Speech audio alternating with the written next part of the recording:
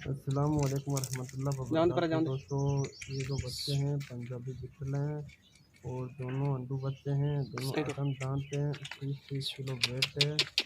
30 से 35 किलो के एक बकरे में वेट है। तो दोनों अंडू हैं, बहुत ही ज़बरदस्त कलर में हैं। जिस भाई को चाहिए मुझे व्हाट्सअप करें और जितना भी माल चाहिए कहीं पे भी ऑल इंडिया में मिल जाएगा। और मेरा व्हाट्सअप नंबर स्क्रीन पर दिया हुआ है। वैसे मेरा व्हाट्सअप नंबर है 9680979941। और जिस भाई को भी कहीं पे भी ट्रांसपोर्ट चाहिए ऑल इंडिया है, जितना भी माल चाहिए मिल जाएगा।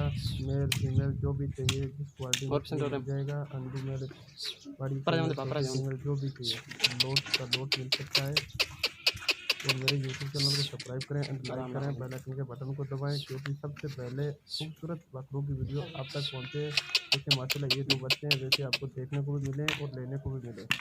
मेरे यूट्यूब चैनल को सब्सक्राइब करना ना भूलें। स्क्रीन पर मेरा नंबर दिया हुआ है, मेरे से बात कर सकते हैं।